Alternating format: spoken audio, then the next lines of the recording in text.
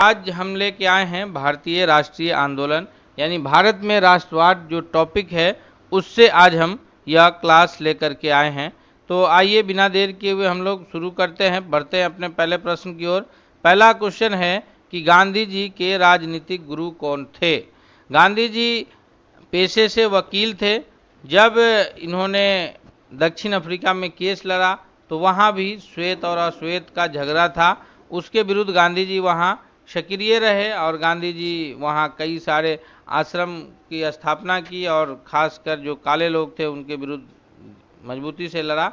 लेकिन जब गांधी जी 1915 ईस्वी में भारत आते हैं तो यहाँ जो अंग्रेजों का शासन चल रहा था उसके विरुद्ध गांधी जी यहाँ के माहौल को समझते हैं और माहौल को समझने के लिए उनके राजनीतिक गुरु उन्हें हेल्प करते हैं और वो अपने राजनीतिक गुरु के रूप में मानते हैं गोपाल कृष्ण गोखले को।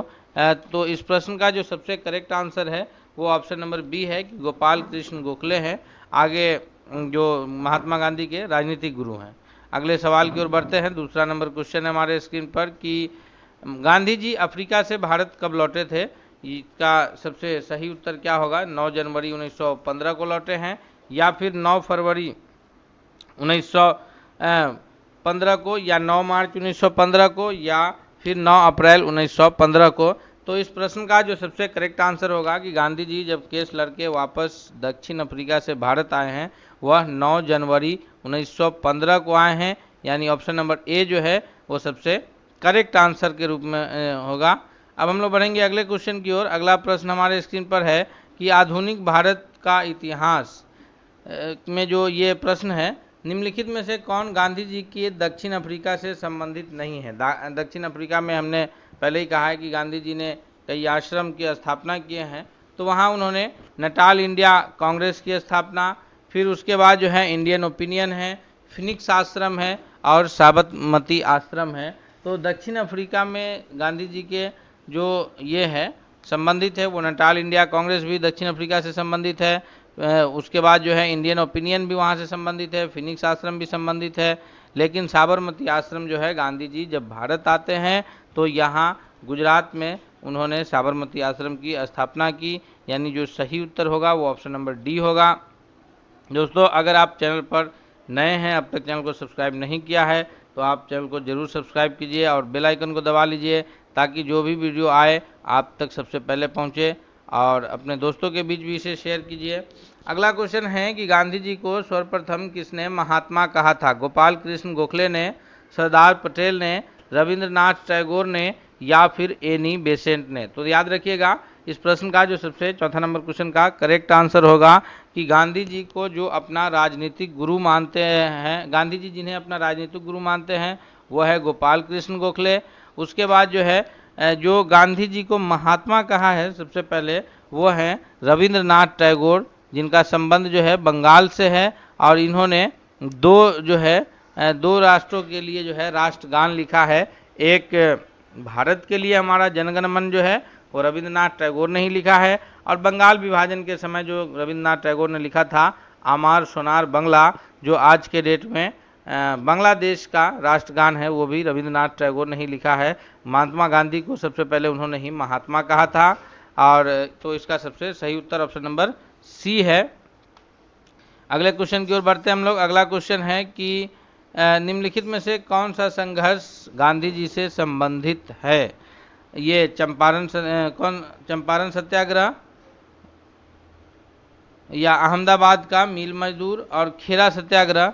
तो अगर हम लोग ध्यान से देखें तो इसका जो सबसे करेक्ट आंसर होगा तो निम्नलिखित में से कौन सा संघर्ष गांधी जी से संबंधित है। तो ये सभी के सभी संघर्ष जो है गांधी जी से संबंधित ही संघर्ष है, यानी गांधी जी जब भारत लौटे हैं तो सबसे पहले जो है उन्होंने चंपारण सत्याग्रह 1917 में, उसके बाद जो है अहमदाबाद के मिल मजदूर का सत्याग्रह है, फिर खेरा सत्याग्रह है। तो ये तीनों सत्याग्रह जो है वो गांधी जी से संबंधित है। तो ऑप्शन इनमें से कोई नहीं ना होकर के इनमें से सभी ऑप्शन होगा, यानी ऑप्शन नंबर डी जो है इनमें से सभी ये सबसे करेक्ट आंसर होगा कि ये सभी जो है वो गांधी जी के ये से संबंधित है, गांधी जी से संबंधित है। अगले क्वेश्चन की ओर बढ़ते हैं हम लोग। अगला प्रश्न है कि किसके कहने पर गांधी जी चंपारण आए थे। 1917 में जब चंपारण गांधी जी आए थे, और ये जो है पहला गांधी जी का, समझिए तो गांधी जी का पहला सत्याग्रह है चंपारण सत्याग्रह। गांधी जी जब भारत लौटे हैं 1915 में, तो उसके बाद गांधी जी जो है अलग अलग कांग्रेस के 1916 के अधिवेशन में हिस्सा लिए, और फिर अलग अलग जगहों पर गांधी जी स्थिति को समझ रहे थे। तो उसी बीच जो 1916 में कांग्रेस का अधिवेशन हुआ है, कल ये यहाँ सॉरी लखनऊ का एक बहुत फेमस अधिवेशन है, क्योंकि उसी अधिवेशन में जो है 1916 का जो लखनऊ अधिवेशन है, उसमें गांधी जो मुस्लिम लीग और कांग्रेस के बीच संबंध अच्छे हुए थे, तथा कांग्रेस के नरम और गरम दल एक हुए थे 1916 के लखनऊ अधिवेशन में। उसके बाद जो है उस अधिवेशन में गांधी जी भी हिस्सा लिए थे। तो वहाँ उसके बाद गांधी जी से जो मिल करके गांधी जी को अपनी समस्या बताए हैं, वो है राजकुमार शुक्ल। उन्होंने कहा कि हम लोग जो है चंपारण से आए हैं, जहां हम किसानों को मजबूर किया जाता है नील की खेती करने पर, और 3/20 यानी 20 कट्ठा में से 3 कट्ठा में हम लोग को नील की खेती करना पड़ता है। और इसीलिए गांधी जी यहाँ आए थे, और गांधी जी यहाँ आए तो उसके बाद जो है गांधी जी का वो पहला सत्याग्रह था, और इसमें सफलता मिली। उसके बाद गांधी जी जो है राष्ट्रवादी आंदोलन में, राष्ट्रीय आंदोलन में सक्रिय होते हैं। हम लोग बढ़ते हैं आगे अगले प्रश्न की ओर। अगला क्वेश्चन है कि निम्नलिखित में कौन सुमेलित नहीं है? चंपारण सत्याग्रह 1917 में, उसके बाद खेरा सत्याग्रह 1918 में, रॉलेट एक्ट, जिसको जो है Rowlatt act no appeal no दलील वाला जो कानून है 1920 ईस्वी में। तो याद कीजिए कि 1917 में जो है चंपारण सत्याग्रह होगा, गांधी जी का यह पहला सत्याग्रह था। उसके बाद है खेरा सत्याग्रह 1918 में, जो कि करेक्ट आंसर है। उसके बाद है रॉलेट एक्ट, जो कि 1920 नहीं बल्कि 1919 में आया है, और इसी के विरुद्ध जो है यह काला कानून, इसी के विरुद्ध जलियांवाला बाग में लोग सभा कर रहे थे, जिस पर जनरल ओ डायर की सेना ने गोली चला करके निहत्थे लोगों को पर जान ले लिया था, हजारों लोग उसमें मारे गए थे। तो ये जो है गांधी जी यानी सुमेलित जो नहीं है, वो ऑप्शन नंबर सी है कि रॉलेट एक्ट जो है यह सुमेलित नहीं है। अगले प्रश्न की ओर बढ़ते हैं। अगला प्रश्न है कि ऐसा कानून जिसके तहत बिना चाहे जिसे चाहे बिना मुकदमा चलाए जेल में डाल दे, और उसे किस नाम से जाना जाता है, यानी कौन सा कानून था जिसके तहत बिना मुकदमा चलाए जो है भारतीयों को जेल में डाला जाता था, और जब चाहे जो है उसको जेल में डाल दिया जाता था। नो अपील नो दलील नो वकील जो है इसमें कहलाता था। तो ये आर्म्स एक्ट है, रॉलेट एक्ट है, या दोनों हैं A+B, या इनमें से कोई नहीं। तो हम सभी जानते हैं कि यह रॉलेट एक्ट था, जो कि 1919 में आया था रॉलेट एक्ट, और इसी के तहत जो है नो अपील नो दलील नो वकील, बिना चाहे किसी को भी मुकदमा चलाए जेल में डाल दिया जाता था। यह रॉलेट एक्ट था। अगले क्वेश्चन की ओर बढ़ते हैं हम लोग कि जलियांवाला बाग हत्याकांड कब हुआ था? यह 13 जनवरी 1919 है, 13 मार्च 1919 है, 13 अप्रैल 1919 है, या 13 मई 1919 है। तो जलियांवाला बाग हत्याकांड जो हुआ था, यह बैसाखी का दिन था। जो त्यौहार है बैसाखी का त्यौहार पंजाब हरियाणा के क्षेत्र में किसानों के द्वारा मनाया जाता है। यह फसलों का त्यौहार है। जैसे केरल में ओनम, तमिलनाडु में पोंगल, असम में बिहू त्यौहार मनाया जाता है, उसी प्रकार से यह कृषि का त्यौहार पंजाब में और हरियाणा क्षेत्र में बैसाखी का मनाया जाता है। तो यह 13 अप्रैल का दिन था, और 13 अप्रैल 1919 को डॉक्टर सैफुद्दीन किचलू और डॉक्टर सत्यपाल की गिरफ्तारी हो गई थी, और उन्हीं के लिए जो है जलियांवाला बाग में, जो कि अमृतसर में स्थित है, एक शांतिपूर्ण सभाएं चल रही थी, और उस सभा पर जनरल ओ डायर जो है सेना के साथ पहुंच गए, और उन निहत्थे लोगों पर उन्होंने लगातार जो है गोलियां चलाई, जिसमें हजारों लोग मर गए। उसमें एक कुआं है, जब आप जाएंगे जलियांवाला बाग देखने तो उसी के बीच में कुआं है। बहुत सारे लोग अपनी गोली से मरने के बजाय कुआं में कूद करके जान दे देते हैं। तो इस प्रकार जो है सबसे बड़ा नरसंहार कहिए उस वक्त का ये जलियांवाला बाग था, और इसकी जांच करने के लिए जो है अंग्रेज सरकार ने हंटर कमीशन जो है एक नियुक्त किया था, और उसने जनरल ओ डायर को ही सही ठहरा दिया था। तो उन्होंने कहा कि जनरल ओ डायर ने गोली ही नहीं चलाया है। तो अब ये उस वक्त अंग्रेजों की हुकूमत थी, तो वो जैसे चाहते थे करते थे।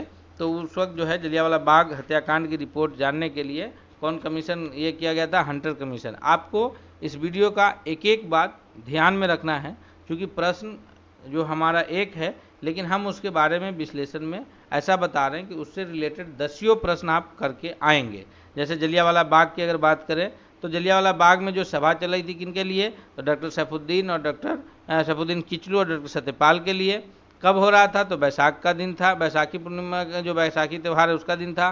दूसरी बात की जलियांवाला बाग हत्याकांड में किसने गोली चलवाया था, तो जनरल ओ डायर ने। जलियांवाला बाग हत्याकांड में जब हुआ तो उसके विरुद्ध कौन सा कमीशन गठित किया गया था, तो हंटर कमीशन। इस प्रकार हर एक प्रश्न में विश्लेषण से बहुत सारे प्रश्न निकलेंगे, आप उसे ध्यान में जरूर रखिएगा। अगला क्वेश्चन है कि जलियांवाला बाग में किसके गिरफ्तारी के विरुद्ध सभा चल रही थी, तो इसको पीछे हम लोग चर्चा किए हैं, तो यहाँ अब चर्चा करने की आवश्यकता नहीं है कि जलियांवाला बाग में जो गिरफ्तारी के विरुद्ध सभा चल रही थी वो डॉक्टर सत्यपाल और डॉक्टर सैफुद्दीन किचलू, यानी ऑप्शन नंबर सी जो है वो करेक्ट आंसर हो जाएगा कि दोनों की गिरफ्तारी के विरुद्ध सभाएं चल रही थी। अगले प्रश्न की ओर बढ़ते हैं।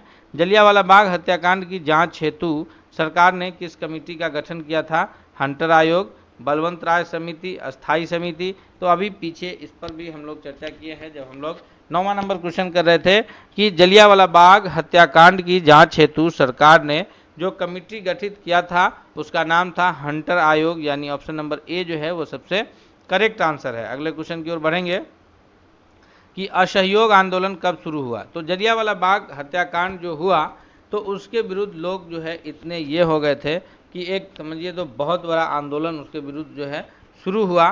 उसको असहयोग आंदोलन के नाम से भी जाना जाता है। जलियांवाला बाग हत्याकांड जब हुआ तो उसमें जो है लोग इतने तकलीफ दे था, इतने लोग मारे गए थे, इतना बड़ा जनसंहार था, नरसंहार था वो, कि उसके विरुद्ध जो है ये रविंद्रनाथ टैगोर ने उनको सर नाइट की उपाधि दी गई थी, उन्होंने वो लौटा दिए और पूरे देश स्तर पर जो है एक आंदोलन छिड़ा, उसको असहयोग आंदोलन, नॉन कोऑपरेशन मूवमेंट के नाम से जाना जाता है। और उसी वक्त असहयोग आंदोलन जब चल रहा था उसी वक्त भारत में जो एक और आंदोलन सक्रिय था वो था खिलाफत आंदोलन। और खिलाफत आंदोलन और असहयोग आंदोलन में आपस में बैठ करके ये किए थे ताकि उससे हिंदू मुस्लिम एकता को भी बढ़ावा मिला था और ये एक आंदोलन जो है ये रूप लिया। लेकिन आगे चल के गांधी जी फिर असहयोग आंदोलन वापस ले लेते हैं। हम सभी बातें डिटेल्स में आपको बताएंगे, इस वीडियो में आप अंत तक बने रहिएगा। असहयोग आंदोलन जो शुरू हुआ है 12वां का जो सबसे करेक्ट आंसर है वो ऑप्शन नंबर सी है कि वो 1 अगस्त 1920 से असहयोग आंदोलन की शुरुआत होता है। ऑप्शन नंबर सी जो है सबसे करेक्ट आंसर है। 13वां नंबर प्रश्न है कि कांग्रेस के किस अधिवेशन में असहयोग आंदोलन का प्रस्ताव पारित हुआ, कलकत्ता विशेष अधिवेशन 1920 में, नागपुर विशेष अधिवेशन 1920 में, या फिर अमृतसर अधिवेशन 1919 में, या इनमें से कोई नहीं। तो 13वां का जो सबसे करेक्ट आंसर है वो ऑप्शन नंबर सी है। कांग्रेस का हर वर्ष एक अधिवेशन होता था और भारत के हर अलग अलग इलाके में होता था, लेकिन अगर कुछ इस प्रकार की अप्रिय घटनाएं हो जाती थी या कुछ इस प्रकार की बात होती थी जहां ये करना आवश्यक पड़ता था तो कुछ विशेष अधिवेशन बुलाया जाता था। तो ये जो ये है असहयोग आंदोलन का प्रस्ताव जो पारित हुआ है 13वां नंबर प्रश्न का जो सबसे करेक्ट आंसर होगा वो ऑप्शन नंबर बी होगा कि नागपुर के अधिवेशन 1920 में जो है इस बात को पारित किया गया था और कि हम लोग असहयोग आंदोलन का प्रस्ताव पारित हुआ था। अगले प्रश्न की ओर बढ़ेंगे। अगला है कि खिलाफत आंदोलन से संबंधित नेता हैं। खिलाफत आंदोलन जो है चल रहा था कि तुर्की में जो खलीफा का पद को समाप्त कर दिया गया था उसके विरुद्ध यहाँ भारत में लोग जो है ये कर रहे थे, भारतीय मुसलमान खास करके खिलाफत आंदोलन के विरुद्ध जो है खिलाफत उस फैसले के विरुद्ध अंग्रेजों के यहाँ खिलाफत आंदोलन चला रहे थे। तो उनके नेता कौन थे, उनके नेता थे संबंधित नेता इसमें से नहीं है, उसमें शौकत अली है, इनायत अली है और मोहम्मद अली है। तो इसमें जो संबंधित नेता नहीं है या इनमें से कोई नहीं, 14वां नंबर प्रश्न का जो सबसे करेक्ट आंसर होगा कि खिलाफत आंदोलन के जो है संबंधित नेता नहीं है वो इनायत अली नहीं है। आगे भारत में एक और आंदोलन चला है जो पहले ही चला है, इससे इनायत अली और विलायत अली, ये दोनों अली बंधु ही हैं, ये वहाबी आंदोलन के नेता हैं। और शौकत अली और मोहम्मद अली ये खिलाफत आंदोलन के नेता, याद रखेंगे दोनों में अली बंधु ही है। खिलाफत आंदोलन में शौकत अली, मोहम्मद अली, और वहाबी आंदोलन में इनायत अली और विलायत अली, ये दोनों भाई अली बंधु जो है। ये खिलाफत आंदोलन में शौकत अली, मोहम्मद अली, और वहाबी आंदोलन में इनायत अली और विलायत अली हैं। तो इसमें जो खिलाफत आंदोलन से संबंधित नेता नहीं है वो इनायत अली नहीं है। अगला क्वेश्चन है कि दिल्ली में खिलाफत आंदोलन का अधिवेशन कब हुआ? 17 अक्टूबर 1919 को, 23 नवंबर 1919 को, 20 जून 1920 को या 30 मार्च 1919 को। 15वां नंबर प्रश्न का जो सबसे करेक्ट आंसर होगा कि दिल्ली में जो खिलाफत आंदोलन का अधिवेशन हुआ था वह हुआ था 23 नवंबर 1919 ईस्वी को, यानी ऑप्शन नंबर सी जो है वो करेक्ट आंसर होगा। और इसकी अध्यक्षता जो किए थे वह किए थे महात्मा गांधी। अगला सवाल है हमारा कि दिल्ली में आयोजित खिलाफत आंदोलन की अधिवेशन की अध्यक्षता किसने किए थे? ये मौलाना आज़ाद, शौकत अली, महात्मा गांधी, मोहम्मद अली। तो शौकत अली और मोहम्मद अली जो है ये दो अली बंधु ये तो प्रमुख नेता हैं इसके खिलाफत आंदोलन के, ये प्रमुख हैं, प्रमुख रूप से जाने जाते हैं शौकत अली और इनायत अली, मोहम्मद अली। और मौलाना आज़ाद जो है उस वक्त ये उतना सक्रिय रूप में आगे आते हैं, जो भारतीय राष्ट्रीय कांग्रेस के सबसे युवा अध्यक्ष के रूप में बनते हैं। लेकिन जो उस आंदोलन की खिलाफत आंदोलन की अधिवेशन की जो अध्यक्षता किए हैं वो किए हैं महात्मा गांधी ने। और इस आंदोलन के फलस्वरूप जो है वो एक हिंदू मुस्लिम एकता को बढ़ावा भी मिला है और इस तरह से और जो असहयोग आंदोलन है वो बहुत मजबूती बना पाया है। अगले प्रश्न की ओर बढ़ते हैं। अगला क्वेश्चन है कि गांधी जी असहयोग आंदोलन के समय कौन सी उपाधि लौटा दी थी? गांधी जी को भी बहुत सारा उपाधि दिया गया था, तो उसमें से गांधी जी ने कौन सी उपाधि लौटा दी थी? केसरे हिंद की उपाधि, जुलू में युद्ध पदक या बोअर पदक या इनमें से सभी। तो जो ये हुआ गांधी जी को जो दिया गया था ये सारे उपाधि गांधी जी जो है असहयोग आंदोलन के दौरान लौटा दिए थे। केसरे हिंद की उपाधि, जुलू युद्ध पदक और बोअर पदक, ये जितनी भी उपाधि गांधी जी को दिया गया था वो सभी को गांधी जी उस वक्त असहयोग आंदोलन के वक्त वापस लौटा दिए थे। अगला है कि असहयोग आंदोलन किस घटना के बाद वापस ले लिया गया?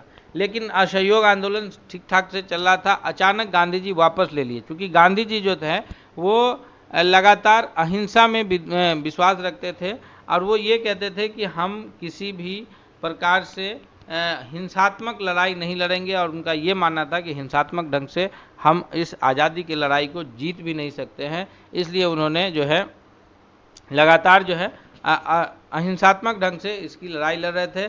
लेकिन असहयोग आंदोलन चल रहा था और उसी बीच जो है एक घटना होती है उत्तर प्रदेश के गोरखपुर जिले में, जहां एक थाने में 22 पुलिसकर्मियों को जला दिया जाता है। यह घटना है 1922 ईस्वी की, जिसको जाना जाता है चौरी चौरा कांड के नाम से। तो इस घटना के पश्चात जब चौरी चौरा कांड हुआ, उस घटना के पश्चात जो है गांधी जी असहयोग आंदोलन वापस ले लिए, यानी ऑप्शन नंबर सी जो है ये करेक्ट आंसर होगा। उसके बाद काकोरी कांड है, फिर केंद्रीय विधानमंडल पर बम फेंकने की घटना है, लेकिन पहले जो है यह चौरा चौरी का घटना है जिससे गांधी जी असहयोग आंदोलन को वापस ले लेते हैं। अगले क्वेश्चन की ओर बढ़ते हैं हम लोग कि चौरा चौरी की जो घटना हुई है यह कब हुई है? तो 1922 में किस तिथि को हुई है? 5 फरवरी 1922 को हुई है, 12 फरवरी 1922 को हुई है, 10 मार्च 1922 को हुई है या 15 अप्रैल 1922 को हुई है? तो इसका जो करेक्ट आंसर है कि चौरा चौरी की जो घटना है वो 5 फरवरी 1922 को हुई है। याद रखेंगे सभी साथी कि 5 फरवरी 1922 को चौरा चौरी की घटना हुई है। अगले क्वेश्चन की ओर बढ़ेंगे हम लोग। अगला प्रश्न है हमारे स्क्रीन पर कि भारतीय कम्युनिस्ट पार्टी का गठन कब हुआ है? भारतीय कम्युनिस्ट पार्टी का जो गठन है वो ताशकंद में जो हुआ है। 20वां नंबर क्वेश्चन का जो सबसे करेक्ट आंसर होगा वो 1920 ईस्वी है। भारत में 1925 ईस्वी आएगा। यहाँ ये ताशकंद की बात हो रही है, तो भारतीय कम्युनिस्ट पार्टी का गठन 1920 ईस्वी यहाँ सही उत्तर होगा। अगले क्वेश्चन की ओर बढ़ेंगे हम लोग। अगला क्वेश्चन है कि मोपला विद्रोह का संबंधित राज्य कौन सा है? ये उसी समय का एक विद्रोह है मोपला विद्रोह। इसका संबंधित राज्य केरल है, तमिलनाडु है, आंध्रा है या फिर उड़ीसा है जी। 21वां नंबर प्रश्न का सबसे सही उत्तर कौन सा है? तो इसका जो सबसे करेक्ट आंसर है मोपला विद्रोह का वह है केरल राज्य, यानी ऑप्शन नंबर ए जो है वो सबसे करेक्ट आंसर है। अगले सवाल की ओर बढ़ेंगे हम लोग। अगला सवाल है कि कांग्रेस का गया अधिवेशन उसी वक्त हुआ था। ये आज़ादी की लड़ाई की अभी हम लोग 1915 से लेकर के 25 तक के बीच की घटनाओं को देख रहे हैं। अगला वीडियो आपको मिलेगा वो 1925 से, और जल्द ही आपको आज से कल तक में ये 1947 तक की तमाम घटनाओं पर वीडियो आपको उपलब्ध रहेगा, ताकि आपके कोई भी प्रश्न न छूटे। खासकर जो अभी स्टेट के प्रश्न आने वाले हैं उससे भी क्वेश्चन किसी प्रकार के नहीं छूटे। अगला है कि कांग्रेस का जो गया अधिवेशन है यह अध्यक्षता कौन किए थे। तो कांग्रेस का वैसे तो बिहार में 2 प्रमुख अधिवेशन हुआ है, एक 1912 में हुआ है, 12 से याद रखिएगा बांकीपुर जो कि पटना में है, और उसकी अध्यक्षता किए थे वो अंबिकाचरण मजूमदार जी किए थे। और जो दूसरा अधिवेशन हुआ है वो 1922 में हुआ है। कांग्रेस का जो गया का अधिवेशन है यह कब हुआ है, तो ये इसकी जो ये है ईस्वी है वो 1922 है, और अध्यक्षता जो किए हैं वो CR दास यानी चितरंजन दास के द्वारा कांग्रेस के इस अधिवेशन की अध्यक्षता की गई है। ऑप्शन नंबर ए जो है वो करेक्ट आंसर होगा। हालांकि एक तीसरा अधिवेशन के रूप में भी जाना जाता है 1940 में, लेकिन वो अधिवेशन अब बिहार में रहा नहीं, वो जगह जो है अब चला गया है झारखंड में। तो अगर संयुक्त बिहार की बात होगी कि बिहार और झारखंड जब सम्मिलित था तो 1940 में भी एक अधिवेशन हुआ था उस वक्त, तो वो जो है अब झारखंड में जगह है और उसकी अध्यक्षता मौलाना आज़ाद किए थे। अगला क्वेश्चन की ओर बढ़ते हैं हम लोग। अगला प्रश्न क्या है, 23वां नंबर क्वेश्चन है कि स्वराज पार्टी की स्थापना कब की गई। तो गांधी जी जब असहयोग आंदोलन को वापस ले लेते हैं यह कह करके कि हम किसी प्रकार के हिंसात्मक लड़ाई में विश्वास नहीं रखते हैं, तो गांधी जी से सब कोई नाराज हो गए थे। सबका कहना था कि ये असहयोग आंदोलन वापस गांधी जी को नहीं लिया जाना चाहिए था।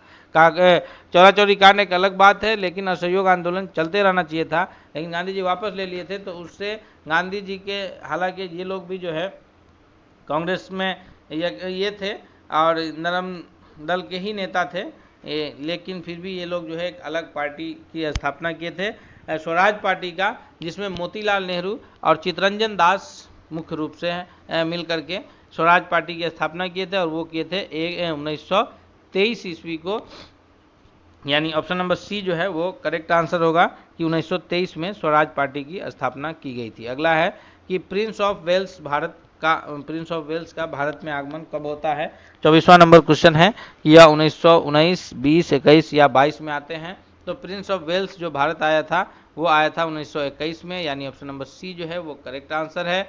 अगले क्वेश्चन की ओर बढ़ते हैं कि स्वराज पार्टी के संस्थापक में शामिल नहीं है। अभी हम पीछे कहे थे कि 1923 में जो स्वराज पार्टी की स्थापना हुई है उसमें जो शामिल हैं वो हैं मोतीलाल नेहरू और चितरंजन दास। तो इसमें शामिल कौन नहीं है, तो शामिल जो नहीं है वो है हमारे बिहार से भारत के प्रथम राष्ट्रपति डॉक्टर राजेंद्र प्रसाद जी। सबसे correct answer option number B है। अगले सवाल की ओर बढ़ते हैं। अगला सवाल है कि यंग इंडिया के लेखक कौन है। यंग इंडिया के लेखक महात्मा गांधी हैं, राजेंद्र प्रसाद हैं, या फिर रविंद्रनाथ टैगोर है। तो इसका जो सबसे सही उत्तर है कि यंग इंडिया के जो लेखक हैं वो कौन है, तो यंग इंडिया के लेखक है Mahatma Gandhi. Option number A जो है वो सबसे सही उत्तर है। अगले क्वेश्चन की ओर बढ़ते हैं कि रविंद्रनाथ टैगोर ने किसकी रचना की है। अनहैप्पी इंडिया, गीतांजलि, आनंद मठ, इनमें से कोई नहीं जी। 27वां नंबर क्वेश्चन का सबसे करेक्ट आंसर क्या है, तो रविंद्रनाथ टैगोर की जो रचना है या गीतांजलि जो है इनकी प्रमुख रचना है, और इनको नोबेल पुरस्कार भी मिला है। तो इनका जो सबसे करेक्ट आंसर है 27वां नंबर क्वेश्चन का जो सबसे सही उत्तर के रूप में जाना जाएगा वो ऑप्शन नंबर बी है। अगले सवाल की ओर बढ़ते हैं कि काकोरी कांड कब हुआ था। काकोरी कांड हुआ जिसमें ट्रेन में जो है चलती ट्रेन को रोक करके और उसमें से जो भी हथियार थे वो लूटा गया था, जिसमें प्रमुख रूप से राम प्रसाद बिस्मिल और अशफाकुल्ला खां का नाम आता है।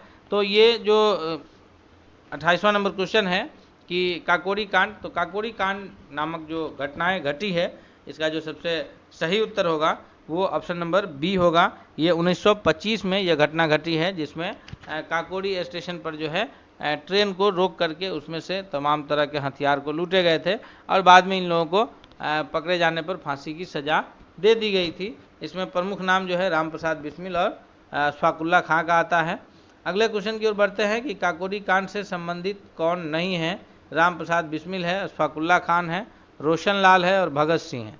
तो 29वां नंबर सवाल का जो सबसे करेक्ट आंसर होगा कि ये ऊपर के जो तीन हैं राम प्रसाद बिस्मिल, अशफाकुल्ला खां और रोशन लाल, ये सभी काकोरी कांड में सम्मिलित थे, और जो नहीं थे उस कांड में वो भगत सिंह नहीं थे। भगत सिंह को बाद में सेंट्रल असेंबली में बम फेंकना और जो है तो इसके लिए जाना जाता है। तो इसका जो करेक्ट आंसर होगा वो ऑप्शन नंबर डी होगा कि काकोरी कांड में जो शामिल नहीं है, 29वां नंबर सवाल का वो ऑप्शन नंबर डी है।